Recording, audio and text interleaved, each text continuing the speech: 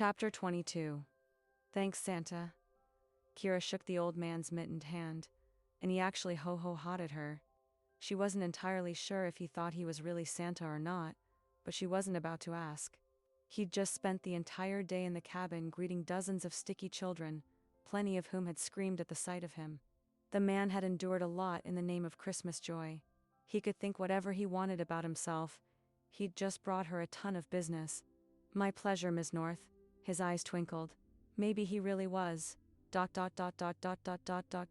shook her head. Owning this winter wonderland was making her nuts. Drive safe. She called as Santa headed to his car. The sun had set over an hour ago, and the lights she'd strung up across the trees twinkled merrily above her. Even a week later, the snow from the storm had stuck around, creating an ambiance she couldn't have paid for. And she had to admit, looking around at the lights and the trees and the happy families piling into cars blaring Christmas carols from the speakers, she almost didn't hate Christmas, and she was sure as hell proud of what she'd built. "Hey, Peaches!" The sound of Bennett's voice pulled her attention to the window of the cabin where his face peered out at her. Did Santa mean to leave this giant box of candy canes behind? Oh yeah. He said we could keep them. Something about having his own special supply. Bennett chuckled, the sound warm and familiar. That guy was bizarre. Very. He gave her another smile and then popped back inside where he was probably cleaning up. It was 1 week until Christmas, and Bennett had sort of moved in and had kind of been helping her run the place since the snowstorm. And it was all a terribly bad idea.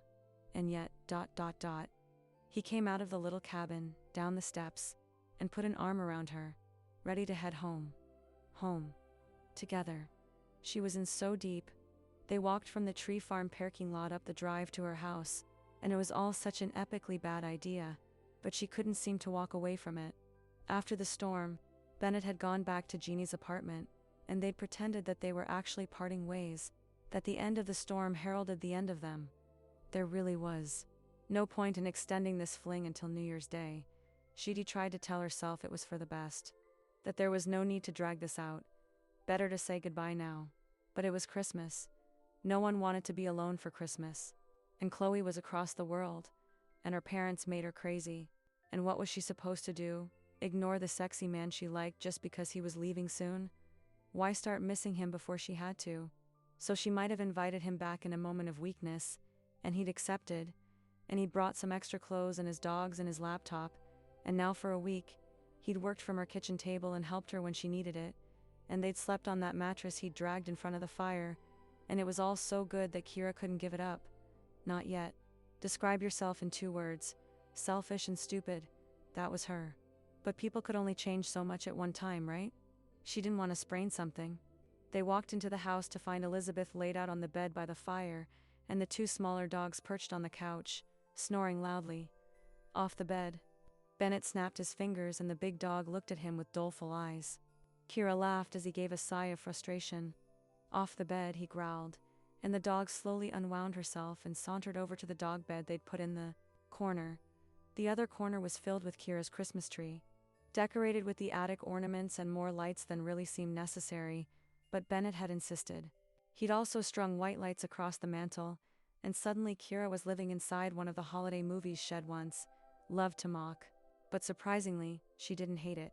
The whole thing was very different from her mother's professionally decorated trees that she had in nearly every room of their house, each with a different theme, making the house feel like a Christmas museum. Whereas this little tree, with its hand-me-down ornaments, felt cozy, homey. It was an entirely new type of Christmas, one she was making with Bennett, one she'd never forget. She sighed, tossing herself onto the couch, exhausted, from removing her boots and outerwear. "Winter's so hard," she groaned, snuggling into the dogs' warm bodies. "Why did you pick a farm so far north?" Bennett asked as he hung up his coat in the hall. "Trying to get as far from home as possible," she said through the blanket door. Also, winter seemed pretty theoretical at the time. Bennett appeared back in the room a minute later. "Why not California? Too expensive. Too earthquakey." Right.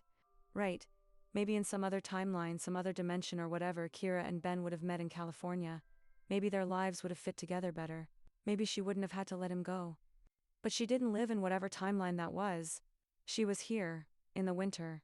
He sat down on the other side of the dogs, laptop on his lap, Got a few things to finish up.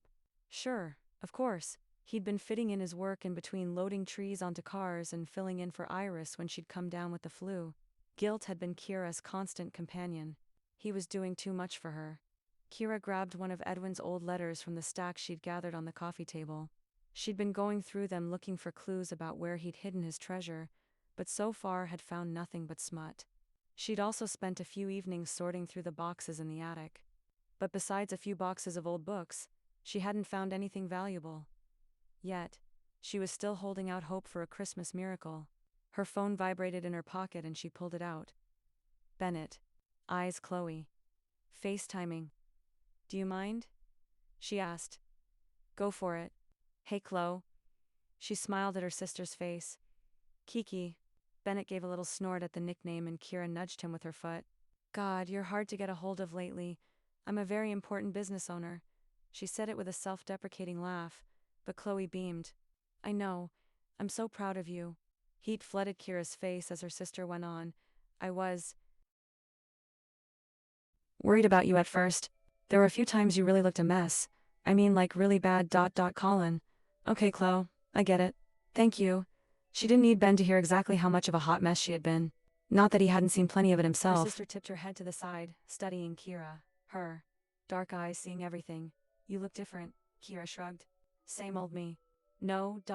single quotes. Chloe shook her head, her glossy hair flowing like dark waves over her shoulders. No, you're like glowing or something. Then her eyes lit up in a way that made Kira wish she'd left the room to take this call, and risked freezing to death. You're getting laid, her sister exclaimed triumphantly, and Kira wanted to dissolve into the cushions. Bennett chuckled softly at the other end of the couch. That's not it. That's definitely it. You are aglow with orgasms. Maybe I gave them to myself. Bennett shifted in his seat, a blush working its way up his neck. Kira bit down on a smile. Oh my God, is he there right now? Chloe looked like she would climb through the screen if she could. Nope, liar. I'm not a liar. It's nothing, okay? I met a guy in town and we hooked up and that's it really. She wished that was a lie. She wished Bennett was more than a hookup, but there was no point in telling Chloe about it. About him. Just one more thing for her sister to worry about. Chloe narrowed her eyes, still not quite believing her. Well, he must have been pretty damn good. Your skin looks amazing.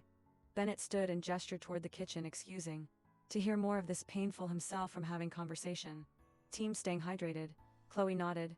Good, so how are things with you? A small frown crossed Chloe's face. What's the matter? Just a little homesick, I guess. Homesick? What do you miss more? Dad's disapproving silence or Mom's disapproving lectures? Chloe huffed. I miss you, you idiot. Kira's heart ached. I miss you too. So you're not going home for Christmas? Chloe asked. No, although I did receive Mama's engraved invite for the Christmas Eve party. Oh Lord, I hope you are SVPD promptly. You know how she hates a late response, Kira laughed. I sent that thing right back with my eye, regretfully declined faster than you could say. There's not a chance in hell I'll go back for that pretentious party. We'll have to go back eventually. Kira frowned. It had taken a lot out of her to leave. She didn't want to think about going back. Not now. Not when he was just getting her footing. I suppose. But not today. I doubt Mama was torn up about it. Your Southern is coming out, Chloe teased, her own accent thickening the longer she spoke. Kira could feel it happening, her words slowing down, thick and syrupy like the sweet tea Elaine used to make in the summer. Hush your mouth, Kira gasped, and Chloe giggled at the phrase. Well, I declare, sister. You look madder than a wet hen. Kira's laughter joined Chloe's. Remember how Mema always used to say that about Mama when we'd get our good shoes dirty? Oh, I remember. I remember you always covered for me. Telling Mama tall tales about boys that splashed mud on us. Even though we had stomped in the puddles on the way home. Chloe shrugged. It wasn't like we didn't have plenty of shoes. Surely we could ruin a pair or two. Their laughter died down. Maybe there were a few things Kira did miss about home, but it was all wrapped up in her sister.